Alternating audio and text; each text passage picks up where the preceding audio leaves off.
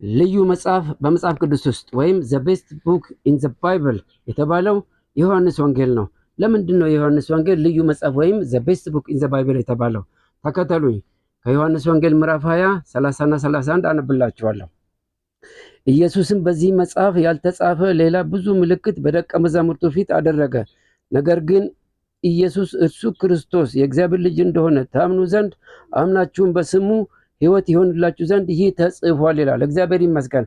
በየትኛውም ወንጌላት ወይም በሌላ መጽሐፍ እንዲህ አይነት አባባል ተጽፎ አናገኝም። ይህ ነው እንግዲህ የዮሐንስን ወንጌል ዘ ቤስት ቡክ ኢን ዘ ባይብል ወይም ልዩ መጽሐፍ በመጽሐፍ ቅዱስ ውስጥ ያሰኘው። እግዚአብሔር ይመስገን።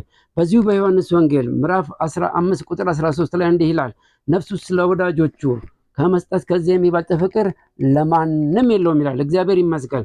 ነፍሱን ስለ ወዳጆቹ እኔና እናንተ ገና ኃጢአተኞች ሳለን ኢየሱስ ክርስቶስ በመስቀል ላይ ተሰቀለልን። ይህንን የሚገልጽልን የዮሐንስ ወንጌል ነው። የዮሐንስ ወንጌል በአብዛኛው ስለ ፍቅር ይናገራል። አንዳንዶች እንዲህ ይላሉ፣ መጽሐፍ ቅዱስን ለማንበብ ሌላውን እንኳን ጊዜ ብታጡ የዮሐንስን ወንጌል ለማንበብ ቅድሚያ ስጡ ይላል። እሱን ካነበባችሁ ምንም የሚቀርባችሁ የለም። ለምንድን ነው? ህይወትን ታገኛላችሁ። የመጀመሪያ አይቀርባችሁም ሳይሆን ብዙ የምታውቁ ነገር ሊቀርባቸው፣ ግን ህይወት አይቀርባቸውም። ህይወት እንዴት እንደሆነ ይነግረናል። ለዚህ ነው በዮሐንስ ወንጌል ምዕራፍ 1 ላይ እንዲህ ይላል፣ በመጀመሪያ ቃል ነበረ፣ ቃልም በእግዚአብሔር ዘንድ ነበረ፣ ቃልም እግዚአብሔር ነበረ ይልና እንደገና ዮሐንስ 1:12 ላይ ለተቀበሉት ሁሉ በስሙ ለሚያምኑ ለነሱ የእግዚአብሔር ልጆች የሆኑ ዘንድ ስልጣን ሰጣቸው ይላል። ስለዚህ በኢየሱስ ክርስቶስ ስናምን የእግዚአብሔር ልጅ መሆን እድል አለን ማለት ነው።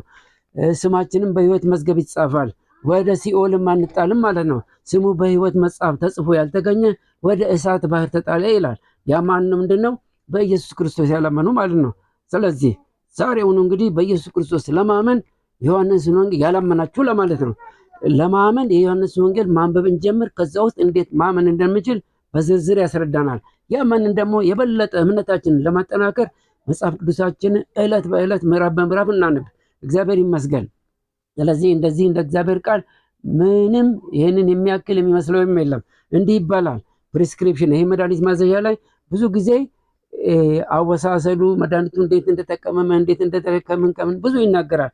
ከዛ ውስጥ በጣም ጠቃሚ ነው ተብሎ የሚነገረው አወሳሰዱ ጠዋት 2 ከሰዓት 2 ማታ 2 ወይም ደግሞ በቀን 1 ጊዜ የሚለው ነገር ማወቁ ለበሽተኛው ጠቃሚ ነው። ለምን? አሳንሶም እንዳይወስድ አብዝቶም እንዳይወስድ። ስለዚህ መመሪያን ማለት ያቺ ጠቃሚ ክፍል ነች። ሌላውንም ቢያነብ ጥሩ ነው፣ ግን የበለጠ አወሳሰዱን ቢያጥ ጥሩ ነው ማለት ነው።